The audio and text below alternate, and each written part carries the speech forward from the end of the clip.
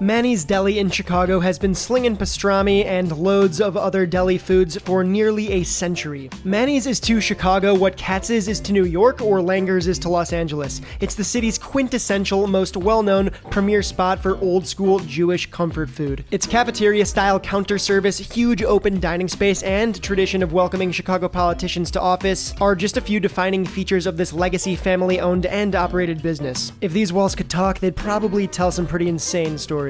So I'm here with the pastrami prince himself, Dan Raskin, and he's gonna take it from the top with us and show us sort of like, you know, the life cycle of a pastrami sandwich here at Manny's Deli. Thanks for having me.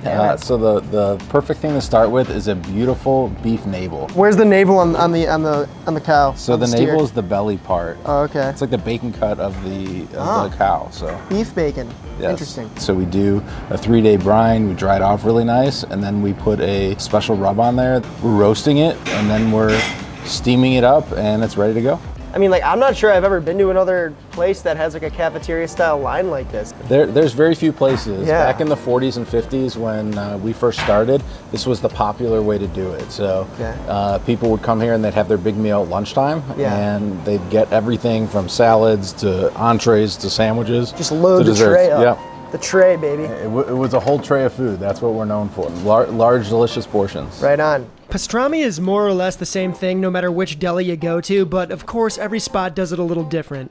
All right, so the anatomy of a pastrami sandwich, where do we start? Starts with a beautiful seeded rye bread. As opposed to not seeded rye. Right, we like it to give it the extra flavor of the seeds. Nice big handful of meat. Woo, that is a massive handful of meat. Then we're gonna put the top on. Don't press down too hard. We're gonna just finish it off with some pickle spears. Gotta have the picks. This is how we do it with the potato pancakes, latkes, and instead of French fries, that's how we do it here. That is a thing of beauty. This is like the meatiest, like most satisfying latke I've had. So there you go. All right, so we got our sand daddy. Show me how it's done. How do we eat this thing? So the big thing I like to do is put our horseradish mustard on it. So we're gonna go both sides. Ooh, look at that. It's a meat monster. Hit it. L'chaim. That took way too big of a bite. That navel is nice. You got those like little strips of fat at the top. You know, it's so annoying how people like, why do you order a lean pastrami sandwich? I don't get it. I just don't get it, but this is good. Full flavor right here. All right, man, well thank you for letting us in and giving us a master class on the classic Jewish deli pastrami sandwich. I can't wait to get after it, and I hope I don't let you down. Good luck. All right, bro. So pastrami isn't actually a recipe, it's more of a technique, right? You cure protein, then you're gonna rub it with a spice blend, and then you're gonna cook it.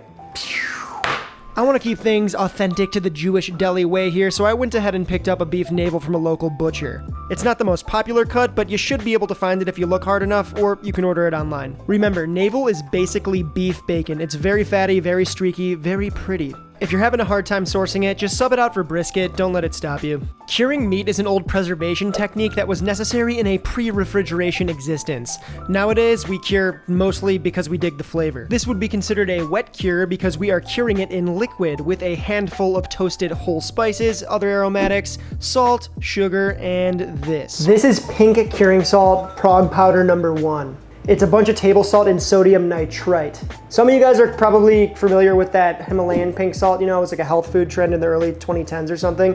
This is not that. You do not want to ever season your food with this. It can be dangerous. Don't do that. For this whole tub and all that meat, this is all we need. That tiny little amount right here. So all the measurements for, you know, the spices, for the salt, the sugar, and of course this pink curing salt will be posted on the recipe page over on the website. This could not be any easier. You're just gonna add all of the ingredients to a tub large enough to hold the meat and the liquid, stir it around until the salts and sugars dissolve, then add in your meat, weigh it down with a plate or something similar, cover it up, and let it hang out in the fridge for a week to a week and a half. Over the course of time, that briny liquid is going to work its way into the meat, giving our pastrami that classic pink hue and extra cured saltiness that we all know and love with pastrami. Okay, cool. We got about a week to kill, so let's go ahead and get started on that rub. Pastrami gets a lot of its flavor from the cure, sure, but it mostly gets its flavor from the spice rub. We're going for a coarse but not too coarse mixture of all the stuff you'll see here. Shut up, dude. We're making spices over here, dude. The key to ensuring a coarse rub is to crush the whole spices separately by size. So for example, I'm starting with the black peppercorns, pulsing until they break apart just a bit, then moving down the line to the coriander seeds, then so on and so forth. You get it.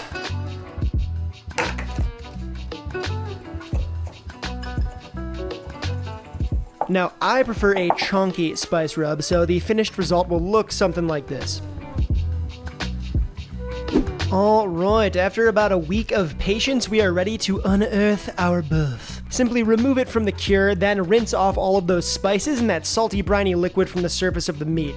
So as you can see, there's a lot of spices stuck to it. We're gonna rinse that off.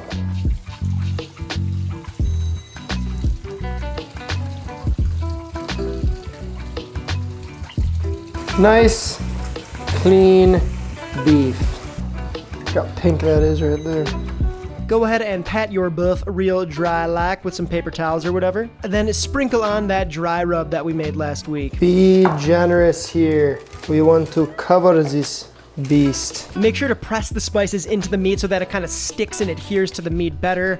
Don't forget to work around the sides and underneath as well. Obviously, you're going to lose some spice in the process, but you can always remove that rack and sort of pat your beef around the tray there. Really make sure you pick everything up. It's looking good to me. Beautiful. Now, got a little bit of a special treat here. Dan was kind enough to gift me some of his pastrami rub from Manny's itself, which is really cool. So one of these is gonna be our rub and the others is gonna be theirs.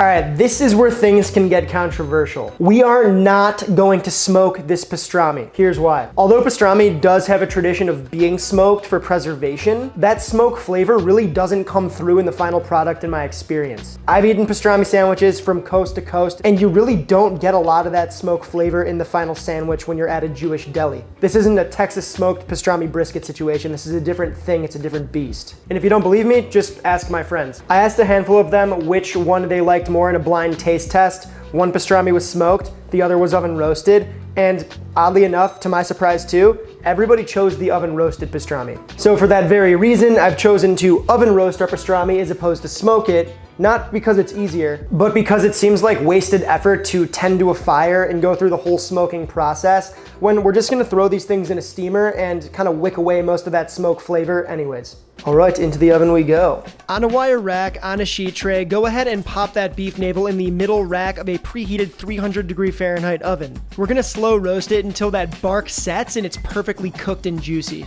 All right, we got our pastrami in the oven. Let's talk about the other components of the sandwich, starting with le bread.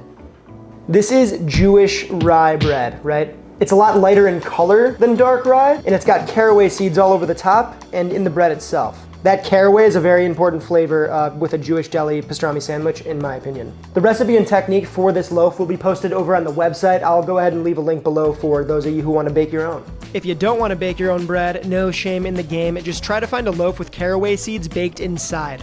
So it took me like 6 times to really nail the recipe for this rye bread, and I'm not exaggerating when I say that this is one of the easiest loaves that you can make. Caraway seeds throughout.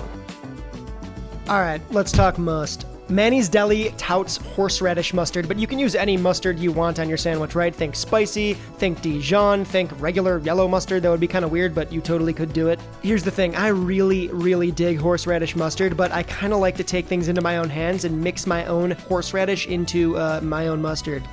I really like horseradish. Kind of a weird thing to do, but if you like it spicy, this is the way, trust me.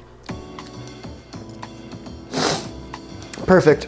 The beef navels have been roasting in the oven for about 2.5 hours. They finally hit the temperature of 205 degrees Fahrenheit. Time to remove them. It just like breaks on your finger. You can tell if the navels are done by poking them with a fork. You know, if they're tender, you'll be able to feel it. But also that fat on the top level there that I was just poking is gonna kind of break on your finger like that. That means the fat has been properly rendered. You're in a good place. All right, let's get a little bit of a cross section here. This is our pastrami with our special rub on it. Oh, dang. Juice WRLD. All right, let's see the Manny's. If your pastrami looks anything like these two chunkers, you're in a good spot. Nice work. All right, so a big point of contention here is, do you like your pastrami cut thin or thick? At home, if you have a meat slicer, now is the time to whip it out. What most of us definitely do have is a sharp knife. This is totally personal preference. Manny's is known for cutting their pastrami on the thinner side, while Katz's in New York definitely slices it on the thicker side. Do what makes you happy. Now to me, that looks great, but if you're a little squeamish and you want a little less fat, just pick the fat out. Still, look at this, it just comes apart. You can easily pick that out. From here, you can crush this right away. Obviously, it's fresh out the oven, it's hot. But if you're gonna chill it in the fridge and eat it at a later time, I highly recommend that you steam it to heat it back up. It's gonna help lock in those juices and keep things moist. It's what delis all over the country do to serve their pastrami, right? Usually it's cooked and then just held in a steamer. Horseradish mustard. Now from here, build your sandwich however which way you like. I'm a purist, so all I need is a lot bit of pastrami and some of that horseradish mustard.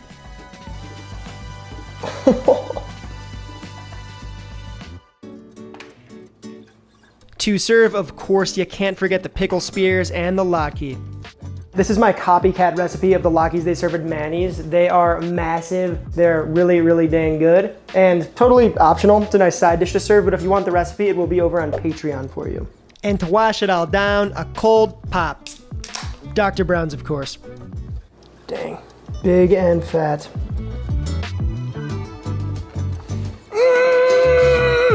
Zong! It's a classic for a reason, let me tell you. Fatty, spiced, perfectly salty, cured. That mustard sort of acidifies things and wakes it up. But of course, I like to follow up with a bite of dill pickle to really cleanse the pal. Crucial pick. I'm a sour cream guy all day, but if you got applesauce, use it if you got it, you know? Well.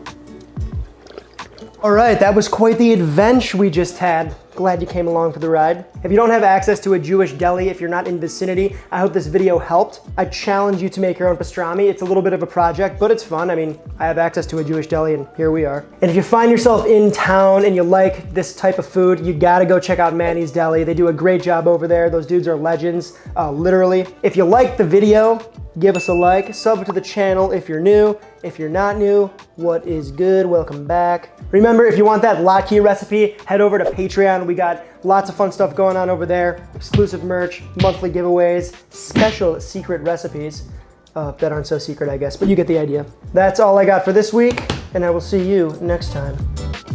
Shalom, dude. Shalom.